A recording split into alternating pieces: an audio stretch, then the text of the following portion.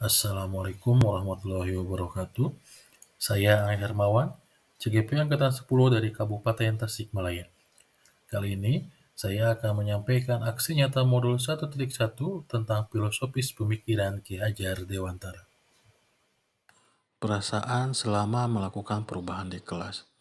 Sebelum melakukan perubahan di kelas, saya selalu berpikir bahwa pembelajaran itu haruslah berpusat pada guru dan murid hanya sebagai pendengar atau teacher center.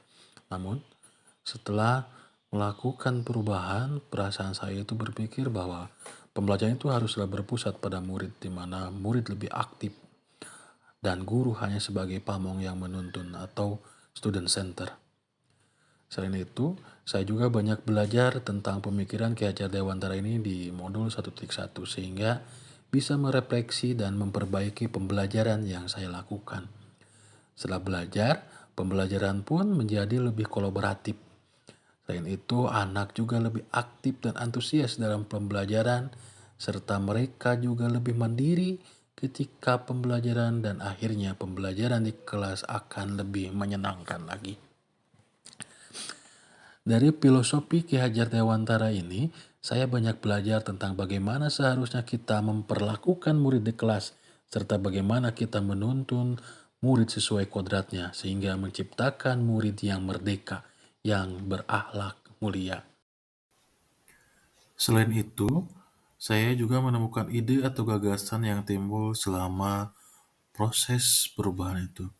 Yang pertama, mengubah metode pembelajaran yang berpusat pada guru menjadi berpusat pada murid.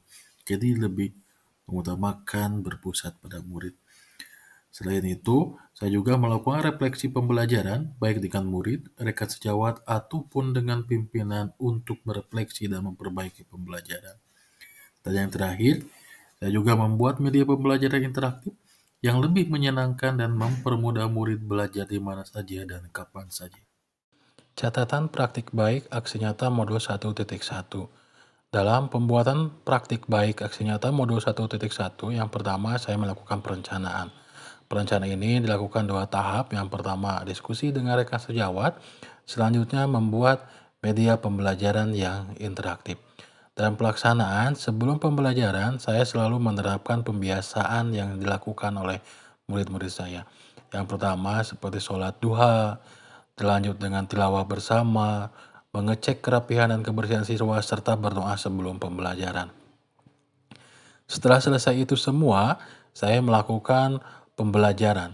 Nah, pembelajaran di sini saya menggunakan aplikasi yang memang membantu untuk proses pembelajaran lebih menyenangkan. Jadi ada dua yang saya lakukan. Yang pertama, saya meng-share aplikasi tersebut kepada anak-anak sehingga mereka yang memiliki gadget atau gawai bisa menggunakan gadgetnya masing-masing. Nah, bagi mereka yang tidak memiliki gadget atau gawai, saya fasilitasi dengan menggunakan Infokus di kelas sehingga semuanya bisa melakukan pembelajaran secara menyerata. Selanjutnya, nah ini adalah contoh media pembelajaran interaktif yang saya buat. Saya membuat media pembelajaran interaktif ini dengan menggunakan Google Site. Ini contoh materi tentang sejarah. Semua ada di sana, dapat dijalankan dengan mudah.